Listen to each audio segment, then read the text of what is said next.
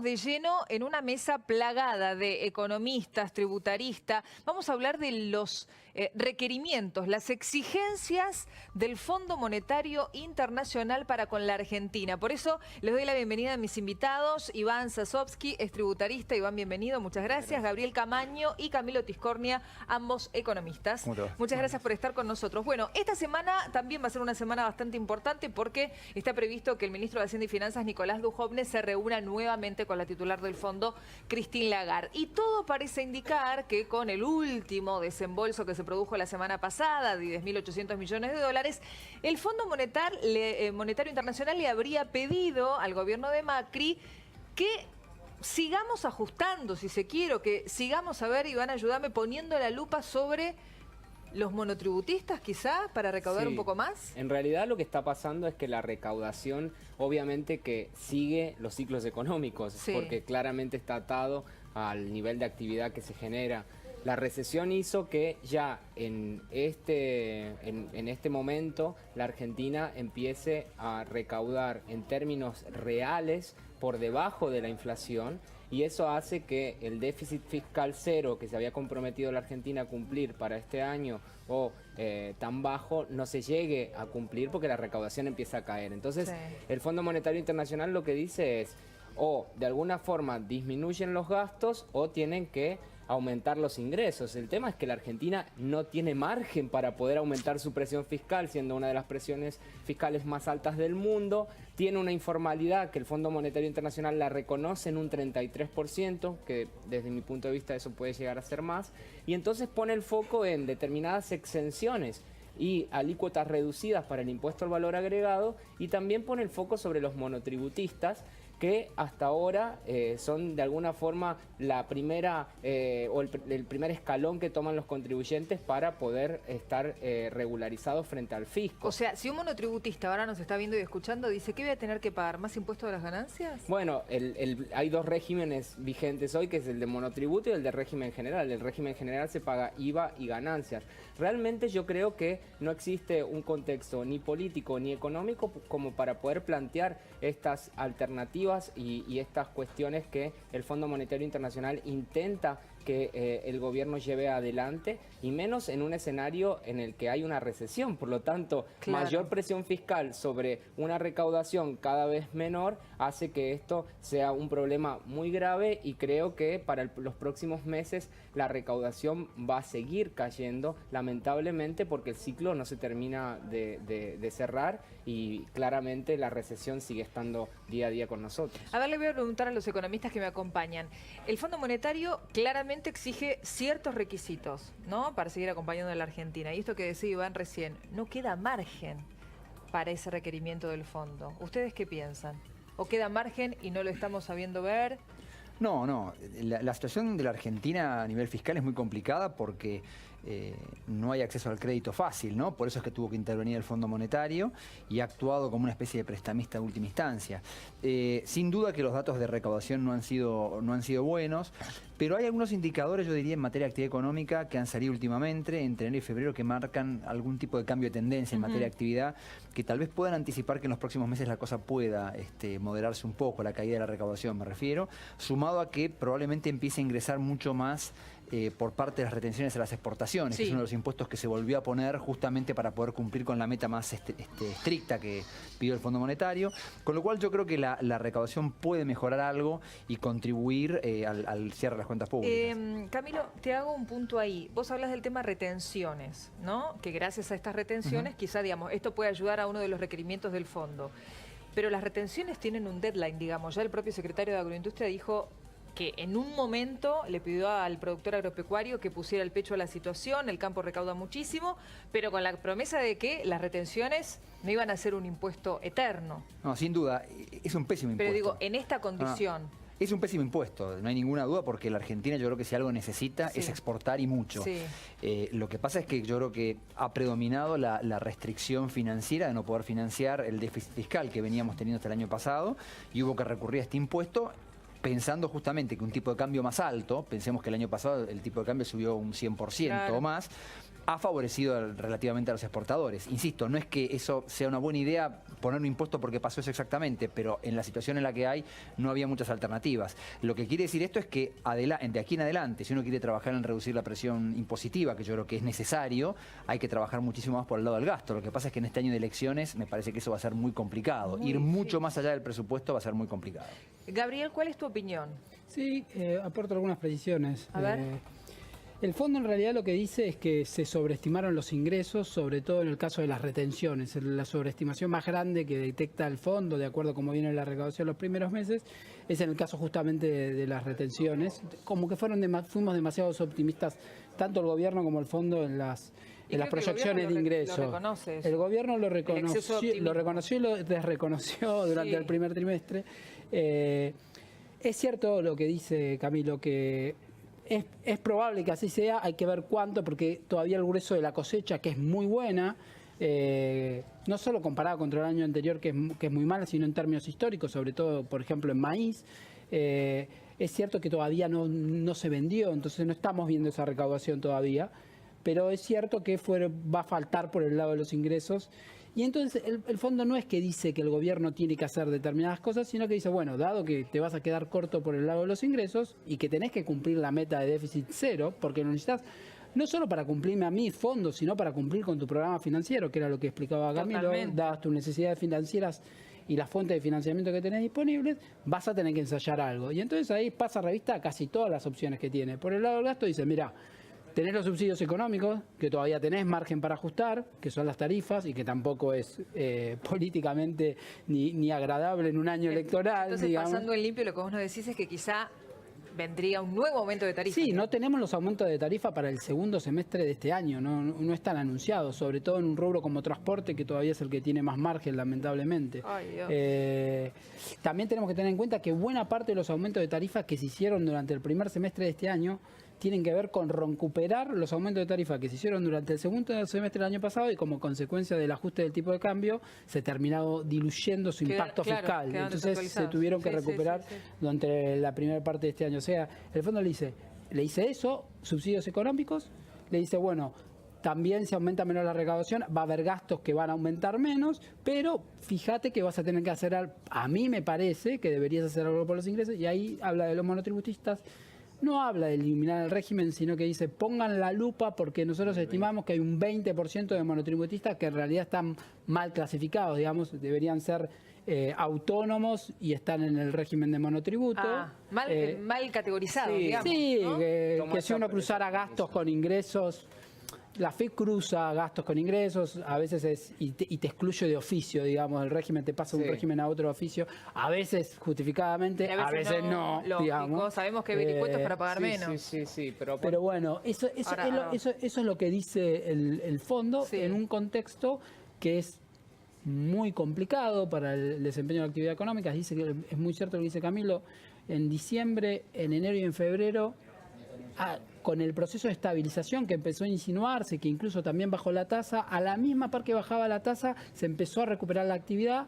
En la dinámica, en el nivel, seguía siendo muy baja, digamos, pero en la dinámica empezó a recuperar. El problema que tenemos es que en marzo tuvimos una discontinuidad en ese proceso de estabilización, digamos, tanto a nivel de la tasa como a nivel del tipo de cambio. Los primeros datos de marzo no son tan buenos, automotriz, cemento no son tan buenos, y ahora la apuesta o la esperanza es ver si recuperamos ese sendero en abril.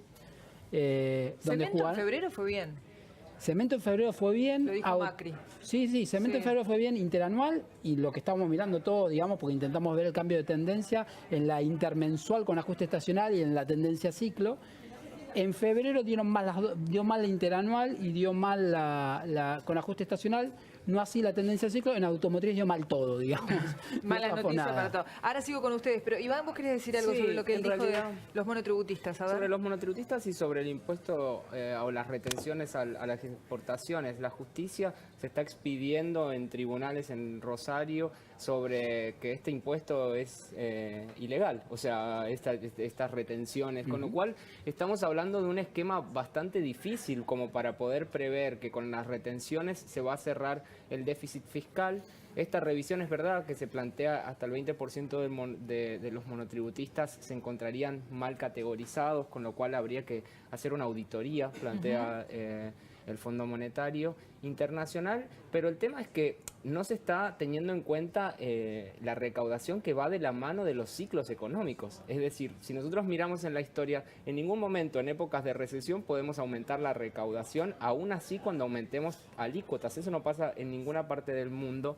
Si nosotros vamos, que tenemos una economía informal tan alta, en nuestro país, cualquier aumento en alícuotas o en tratar de llevar a los contribuyentes a un régimen más caro hace que se pueda caer en la informalidad. O sea, tenemos una de las economías más informales que hay en el mundo. Claro. De hecho, en el propio informe se hace énfasis en eso, con lo cual hay como una contradicción entre traten de revisar todo, vayan a buscar a los que evaden, pero aumenten las alícuotas. Para mí Claro. son totalmente incongruentes esas premisas, porque para poder aumentar la base contribuyente lo que tiene que pasar es que bajen los impuestos, no que suban. Esto que dice Iván me parece interesante y se lo traslado a ustedes. A ver, Camilo, en un clima recesivo, ¿cómo aumentamos la recaudación? No, justamente ese es lo complicado. Lógicamente es muy complicado Suena poder como aumentar. imposible. Lo que pasa es que, primero que creo que hay varias cosas en juego, ¿no? Hay un juego también entre la recaudación nominal y la real. Es decir, la recaudación en realidad el gobierno recauda pesos que obviamente, además de estar influidos por la actividad económica, están influidos por la inflación.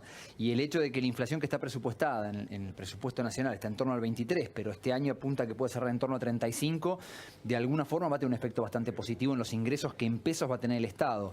Y está visto que si el gobierno logra manejarse con prudencia del lado del gasto, eso le puede dar algún beneficio de cara a cerrar el déficit fiscal. Ahora, de vuelta, esto que te estoy diciendo es espantoso, porque lo que te está mostrando es que en realidad estamos teniendo que usar la inflación justamente para cerrar las cuentas públicas. Pero yo creo que esto deviene del problema original de todo esto, que es que el gasto público que tiene Argentina hoy en día es tremendamente alto. Entonces eso te explica la presión impositiva que decía recién Iván, que obviamente es insostenible, que favorece la evasión, te implica también tasas de interés muy altas, porque hay que financiar al Estado de algún modo, y te implica también la presión para emitir dinero, que también a la larga te genera inflación. Entonces, hasta que no se pueda resolver y bajar el gasto público a un nivel razonable que la economía pueda resistir, vamos a tener estos dilemas permanentemente. Y lógicamente, cuando vos tenés una crisis como la del año pasado, en la cual se te corta el financiamiento, te enfrentás a todas disyuntivas malas, porque vos querés bajar los impuestos, pero no podés porque no tenés financiamiento, no tenés quien te preste para financiar el déficit fiscal, y en eso es en lo que estamos ahora. Entonces yo creo que ahora el foco del gobierno tiene que ser en cumplir la meta del Fondo Monetario a rajatabla, y después el desafío será para el año que viene, el próximo gobierno, si se sigue lo que está acordando con el Fondo Monetario, tiene que tener un superávit antes del pago de intereses equivalente al 1% del PBI. ¿El próximo gobierno tiene una bomba? ¿Viste Sí. como ese juego en donde te tenés que pasar la bomba y rogar que no explote? Porque digo, sea este gobierno, sea el que venga, Sí, es complicado. ¿qué se encuentra? Coincido con Camilo, en realidad, digamos, nosotros el año pasado fracasó un intento de estabilización que tenía una premisa de ajuste gradual del Sí. gasto. Y 2019 es en gran parte administrar esa derrota, entre comillas, que significó el año pasado. Es un puente, intentar llegar a 2020, un año muy complicado, Conteniendo sin el financiamiento dólar, internacional, ¿no? con elecciones, Sí. con ratificación del rumbo económico o no, digamos, y los riesgos que eso implica, con un oficialismo poco competitivo electoralmente por sí, por también lo que implicó el año pasado. Y entonces, y es llegar a 2020 para ver si en 2020 podemos hacer las cosas que tenemos que hacer. Uno dice, bueno, la presión impositiva es alta. Correcto, estamos de acuerdo. Muy alta en términos históricos, es altísima. Pero el 60% del gasto es gasto social y de eso, y el 50% es gasto previsional. O sea que en Argentina no se puede encarar una reforma tributaria sin antes encarar una reforma previsional. Una reforma previsional, el gobierno no hizo la reforma previsional, tiró algo que se parecía muy poquito a una reforma previsional, a mi gusto desacertado, en 2017, después de haber ganado las elecciones de medio término, y ya sabemos lo que pasó. Pensar que lo van a hacer en 2019 resulta utópico en consecuencia. Entonces, lamentablemente este año es un año malo, de elegir menos malos, digamos, Claro. para intentar llegar a 2020 y ver si en 2020 podemos encarar una serie de reformas, que la primera es la previsional, porque es, digamos, vos para aplicar las otras, que una es la tributaria, tenés que generar ahorro por el lado del gasto. Como decía, el 60% del gasto es social, y el 50% es previsional, o sea, es imposible. Aparte, todos los países que tienen el problema que tiene Argentina, de un sistema previsional que es deficitario y que es de reparto, lo que han hecho es encarar ese tipo de reformas que básicamente consisten en adecuar las edades jubilatorias y los años de aporte a las expectativas de vida de la población, igualar la edad jubilatoria del hombre y la mujer, ese tipo de cosas que nosotros no las discutimos todavía. Lo poco que hubo fue más como derecho que como obligación que Pero hubo es allá en como pedirle 2017. esto que vos decís, digo, trasladándolo a la... Y ahora te iba a preguntar tu opinión, Iván, sobre lo que está diciendo Camilo Gabriel, pero digo, esto que vos decís, trasladándolo al día a día o a nuestra casa, es como a una persona que no llega a fin de mes decirle, no, y además tenés que ahorrar. Pero El tema es ese, digamos. Nosotros tenemos un Estado que es infinanciable por su tamaño, digamos, y la economía real te lo reclama todos los días porque no puede soportar la carga impositiva necesaria para financiarlo. Exacto. Y cuando uno ve en qué gasta el Estado, ve que más de la mitad lo gasta en el sistema previsional de reparto, que es deficitario, explica la mitad del déficit, simplificando. Entonces, es imposible encarar el problema fiscal y tributario que van de la mano sin encarar el sistema previsional, digamos. Y esa reforma necesariamente espera el año que viene. Comparto. Respecto a la reforma previsional, lo interesante quizás es decir que se presentó el viernes un proyecto desde el Ejecutivo al Poder Legislativo para el blanqueo laboral. O sea, la idea es que justamente se pueda sincerar parte del empleo en negro. El empleo en negro es un círculo vicioso que se genera en torno a él, porque imagínate que para poder pagar sueldos en negro se tienen que generar ingresos en negro para que todo termine calzando, con lo cual creo que es un enfoque interesante para plantear. No sé si es en el momento más oportuno, creo que esto se debería haber encarado en el año 2016, como fue el gran sinceramiento fiscal que hubo, y plantear, y plantear un escenario de aquí a los próximos años en los que se pueda visualizar un horizonte previsible con baja de impuestos, cosa de que de alguna forma haya algún incentivo para que sea más equitativo el reparto del gasto público en la cantidad de contribuyentes. Teniendo tanta economía informal, si no vamos por ese lado, claramente no podemos encontrar un punto de equilibrio, pero tenemos que aprovechar toda esa economía informal. Nadie está hablando sobre eso, o sea, nadie está hablando de que terminamos pagando quienes estamos dentro del sistema el costo de aquellos que se encuentran totalmente informalizados. Entonces, ir con eso me parece uno de los puntos más interesantes y de los que más rescato de las recomendaciones que hace el Fondo Monetario Internacional, porque creo que es ahí a donde se puede encarar una visión positiva hacia el futuro. ¿Coincidís con Iván, Camilo? Coincido, pero plantearía una dificultad que hay en la Argentina, ¿no? Que creo que abarca muchas áreas de la economía, que es la dificultad que tenemos de comprometernos a cierta estabilidad de reglas en algún plazo más o menos largo.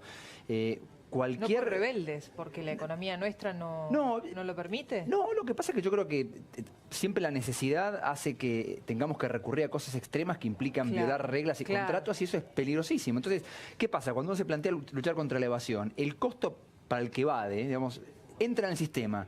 ¿Y cómo sabe que después, una vez que se blanquearon todos, no te van a aumentar la presión tributaria, no te van a empezar a aparecer con blanqueo y bienes personales? Pasó con el blanqueo, es decir, la gente entró al blanqueo y después apareció el impuesto a la renta financiera. Sí, entonces, cuando vos hablas de este tema de los impuestos y no tenés cierta previsibilidad, no hay un compromiso que te permita proyectar y pensar que se van a mantener las reglas en largo plazo, es muy difícil. Y yo creo que gran parte de la dificultad de este año en materia económica justamente está en esto, en el hecho de que como el gobierno actual no tiene claro si va a ser reelecto o no, y el abanico de posibilidades es muy grande en términos de candidatos y de políticas económicas, la incertidumbre económica es total. Entonces, no está claro quién va a venir, qué va a hacer respecto al déficit fiscal, qué decisiones va a tomar en materia de política impositiva, régimen previsional. Entonces, me parece que ahí tenemos un gran problema. Es decir, que yo creo que para poder resolver muchas de estas cuestiones haría falta un consenso de varios actores políticos que lamentablemente a hoy parece bastante lejano. Ahora, Gabriel, te pregunto lo siguiente. Parece que al gobierno lo desvela, ¿no?, el tema del dólar.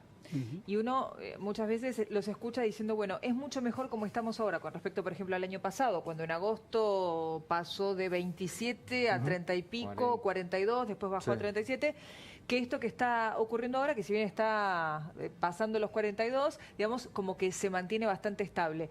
¿Qué va a pasar con el dólar? ¿Cómo lo van a contener? ¿Hay posibilidad de que se utilicen reservas, por ejemplo? Te respondo a partes. Primero lo primero, digamos.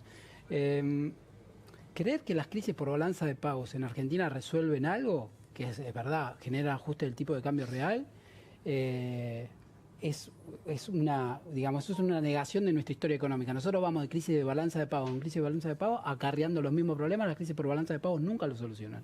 Tenemos un gráfico de tipo de cambio real que es un electrocardiograma y que es la mejor definición de inestabilidad macro. O sea, pensar que así resolvemos algo es más parte del problema de que de la solución. Eso primero.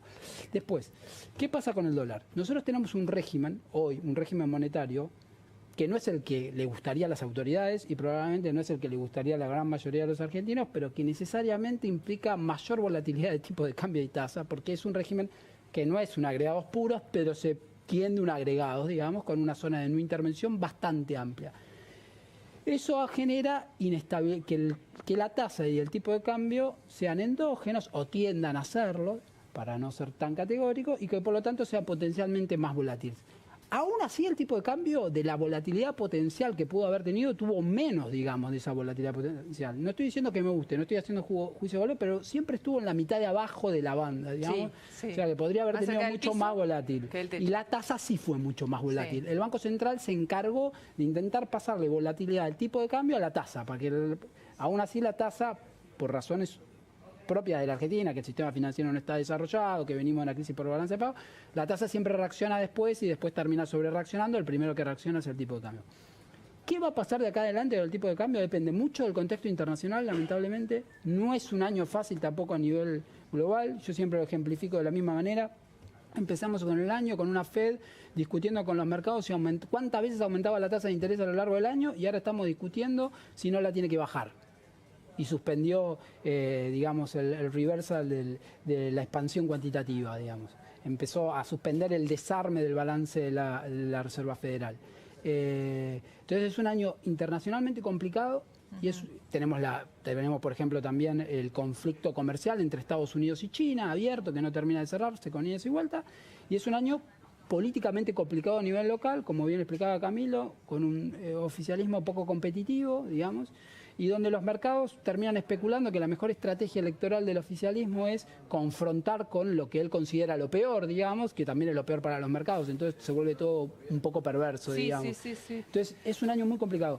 Yo creo que la volatilidad va a seguir, digamos, vamos a seguir teniendo volatilidad de tipo de cambio de tasa, dosificada probablemente... Hasta las elecciones. Sí, hasta las elecciones. Seguro. Dosificada en los próximos meses, posiblemente por las ventas de dólares de tesoro y por la cosecha, y con un central intentando siempre que la tasa sea la que absorbe la mayor porcentaje de volatilidad, y eso es lo que genera la expectativa de que el tipo de cambio, a pesar de que siga siendo volátil, digamos, para lo que es nuestro gusto, continúe en la mitad inferior de la zona de no intervención.